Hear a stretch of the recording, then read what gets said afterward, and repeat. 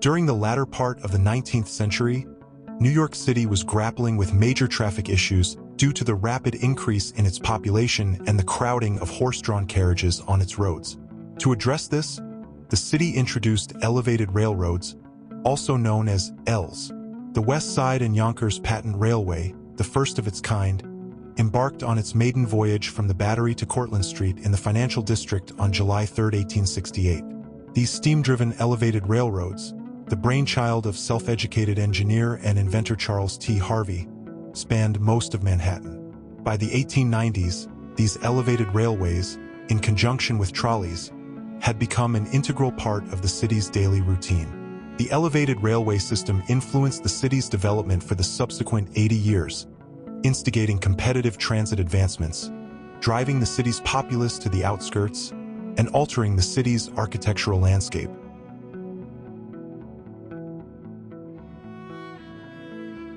(1925). The Bronx in New York City was home to the original Yankee Stadium.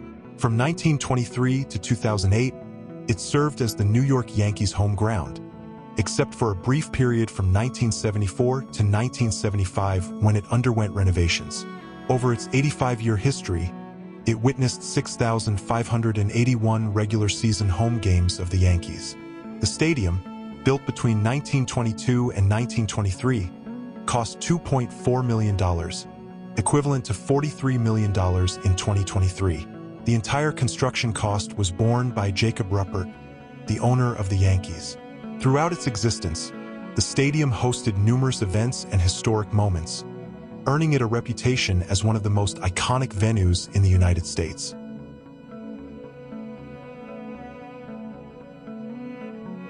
View of the South Ferry and East River in New York City, as seen from the Washington Building. The Hamilton and South Ferry Terminal Building, distinguishable by its twin towers, is visible on this side of the river, slightly to the left of the center. A pair of ferryboats belonging to the Union Ferry Company, one of which is the Atlantic, are observed navigating the river towards or away from the terminal. The Union Ferry Company was a ferry company operating routes across the East River between Manhattan and Brooklyn. It was organized in 1839, when it leased the Fulton Ferry Company and South Ferry Company. The ferry's decline came about in the early 20th century with the opening of fixed crossings spanning the East River.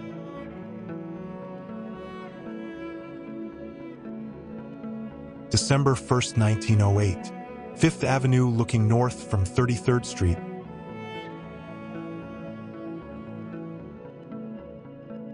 September 22, 1915.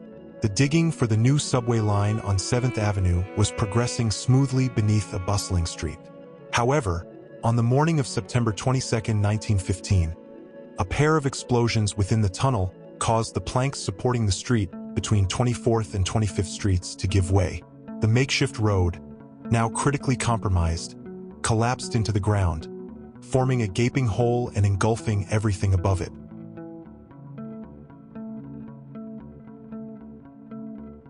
(1908). A view of lower New York City from the New York Bay.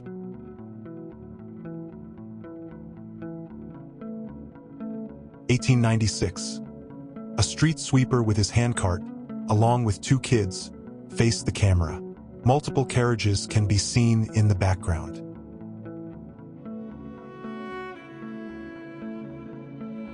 (1910). Front view of the Alwyn Court. Constructed between 1907 and 1909, the Alwyn Court is a product of the architectural genius of Hard and Short, designed in the French Renaissance style.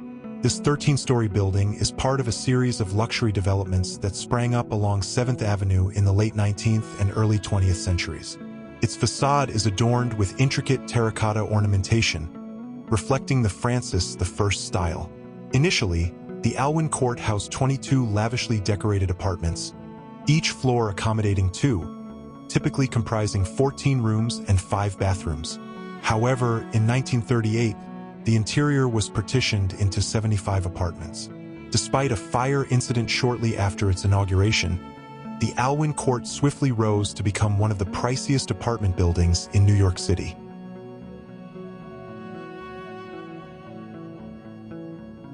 August 8, 1885.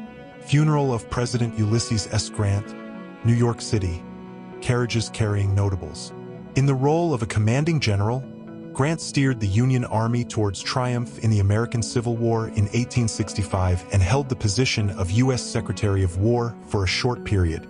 Subsequently, Grant ascended to the presidency as the 18th U.S. President, serving 2 consecutive terms from 1869 to 1877. During his presidency, Grant played a pivotal role in stabilizing the national economy post-war, backing congressional reconstruction, endorsing the ratification of the 15th Amendment, and taking legal action against the KKK. Under his leadership, the Union was fully restored.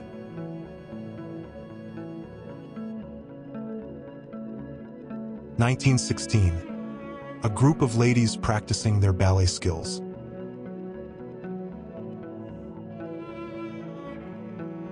(1912) Lower New York, north from Whitehall Building. Bird's eye view.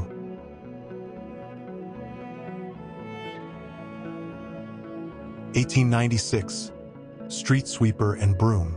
A wagon is parked on the side of the road. A man rides a bicycle. In the late 19th and early 20th centuries, street sweepers were a common sight as street cleaning was predominantly a manual job. Workers would use brooms to sweep up garbage into a bin. This labor-intensive method provided employment opportunities. However, the landscape of street sweeping changed in 1896 when Charles B. Brooks invented the first sweeper truck. Equipped with revolving brushes and debris bins, this truck made street cleaning more efficient and less laborious. Post-1896, the sight of these sweeper trucks became increasingly common. The street cleaning scene underwent yet another significant transformation in 1911 with the invention of the first powered street sweeper by John M. Murphy. This groundbreaking innovation made horse-drawn sweepers obsolete, leading to substantial cost savings for cities. 1911. The White Wings collecting garbage under police guard. In 1895, Colonel George E. Waring, Jr., the street cleaning commissioner, mandated that his entire team of sweepers don all-white uniforms and caps. He was of the opinion that the striking white attire would ensure the workforce remained diligent and deterred them from shirking their duties. This dress code, known as Regulation Whites, was upheld until the 1930s.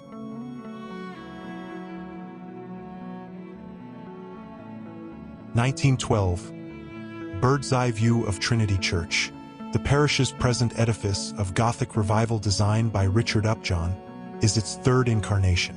The original Trinity Church, built in 1698, was a modest, single-story building overlooking the Hudson River, but it fell victim to the devastating Great New York City Fire of 1776.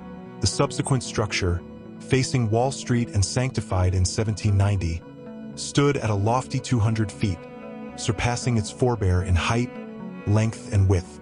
This expansion was a response to New York City's burgeoning populace. However, the harsh winter of 1838–39, marked by heavy snowfall, compromised the church's integrity, leading to its demolition.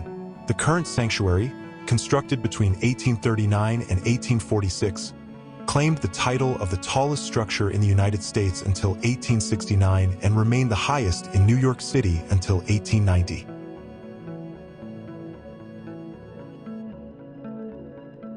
(1888) Street scene during blizzard.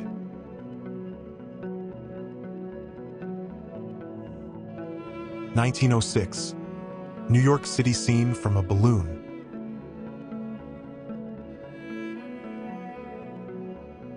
(1917) 33rd Street Southwest from 8th Avenue.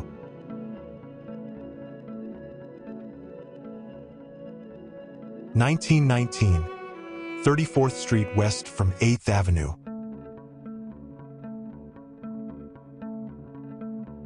(1906) Gillender and Hanover Bank buildings.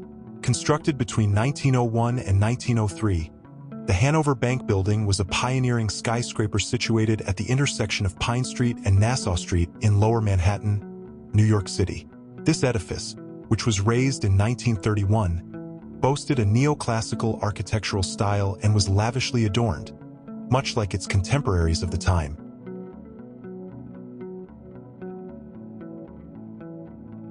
1911. Crowd leaving synagogue on Jewish New Year.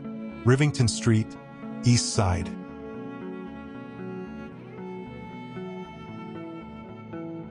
March 6, 1919, New York. The German ocean liner, Vaterland, was likely seized by the United States Shipping Board after the U.S. entered World War I. The ship was handed over to the U.S. Navy and renamed USS Leviathan in July 1917. It served as a troop carrier during the war until October 1919. Post-war, it resumed service as a passenger liner under the name SS Leviathan until 1934. The ship was eventually sold for scrap in June 1939. Thanks for watching. Consider subscribing for more interesting historical material.